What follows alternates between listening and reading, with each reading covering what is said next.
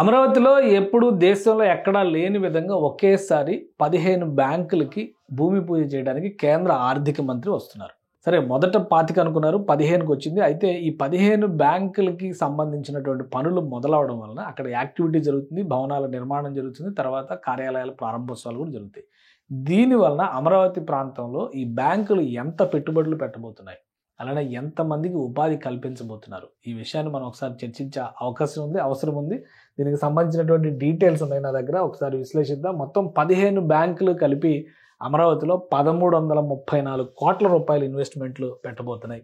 1334 కోట్లు అంటే చాలా పెద్ద అమౌంట్ అవుతుంది. అలానే ఇందులో రిజర్వ్ బ్యాంక్ లాంటి సంస్థలను మనం కలపలేదు. ఓన్లీ ప్రభుత్వ రంగ బ్యాంకులు ప్లస్ ఇన్సూరెన్స్ కంపెనీలు ఒక 2, ఇవి తప్పితే మిగతా అన్నీ కూడా కేంద్ర ప్రభుత్వానికి సంబంధించినటువంటి విభాగాలే. ఒక 2 రాష్ట్ర ప్రభుత్వానికి సంబంధించిన సహకార బ్యాంకులు ఉన్నాయి. మిగతా అంతా కూడా అన్ని ప్రభుత్వ విభాగాలకు సంబంధించినవి మనం అనుకోవాలి. మొత్తం కలిపి 1334 కోట్ల రూపాయలు పెడుతున్నారు. ఇక ఉద్యోగ కల్పన విషయంలో ఇక్కడ 6576 మంది భవిష్యత్తులో పనిచేసేటువంటి అవకాశం, వసతి కల్పించబోతున్నారు. సో ఒకసారి విడివిడిగా ఈ జాబితాను పరిశీలించే ప్రయత్నం చేద్దాం.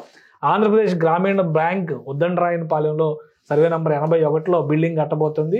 1000 మంది పనిచేసే విధంగా ఒక సెంట్రలైజ్డ్ బిల్డింగ్ కాబోతుంది. ఆంధ్రప్రదేశ్ గ్రామీణ బ్యాంక్ మొత్తానికి కలిపి ఒక సెంట్రలైజ్డ్ బిల్డింగ్ కింద దాన్ని డెవలప్ చేస్తే అందుకనే 256 కోట్ల రూపాయల ఇన్వెస్ట్మెంట్ పెడుతుంది. ఇక central bank of India Velagapudi Uddandarayunipalem survey నంబర్లో కడుతున్నటువంటి 91, 92 అలానే 11, 20, 300 మందికి ఉద్యోగానికి 300 మంది పనిచేసేటువంటి భవనాన్ని అక్కడ నిర్మించబోతుంది.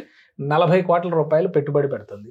అలానే Andhra Pradesh cooperative bank limited APCOB Rayapudi పరిధిలో ఒక నిర్మాణం చేయబోతుంది. 400 కోట్ల ఇన్వెస్ట్మెంట్ పెడుతుంది. 400 మందికి ఉద్యోగం చేసుకునేటువంటి వసతి కల్పించబోతుంది. 200 కోట్ల రూపాయలు పెట్టుబడి పెడుతుంది ఈ నిర్మాణానికి సంబంధించి. ఆప్కాబ్ ఇది కూడా ఆంధ్రప్రదేశ్కి సంబంధించినటువంటి కోఆపరేటివ్ బ్యాంక్ సెక్టర్, ఇది కూడా ఆంధ్రప్రదేశ్కి సంబంధించినటువంటి కోఆపరేటివ్ సెక్టర్. ఈ రెండు కలిపే 456 కోట్ల రూపాయలు పెట్టుబడులు పెడుతున్నాయి. 1400 మందికి ఉద్యోగులు పనిచేసుకునేటువంటి వసతిని కల్పించబోతున్నాయి ఇవి రెండు కలిపి. సో మిగతావన్నీ కూడా కేంద్ర ప్రభుత్వ విభాగాలు. బ్యాంక్ ఆఫ్ ఇండియా 200 మందికి ఉద్యోగాలు చేసుకునే అవకాశం అక్కడ ఏర్పాటు చేస్తుంది. అలానే 40 కోట్ల రూపాయలు పెట్టుబడి పెడుతుంది. సెంట్రల్ బ్యాంక్ ఆఫ్ ఇండియా 300 మంది ఉద్యోగులు పనిచేసే విధంగా భవనాన్ని తీర్చిదిద్దబోతుంది. 50 కోట్ల రూపాయలు పెట్టుబడి పెడుతుంది. స్టేట్ బ్యాంక్ ఆఫ్ ఇండియా ఇది చాలా పెద్దది. 2000 మంది పనిచేసేటువంటి రీజనల్ హెడ్ క్వార్టర్స్ కింద పనిచేస్తుంది అమరావతికి సంబంధించి.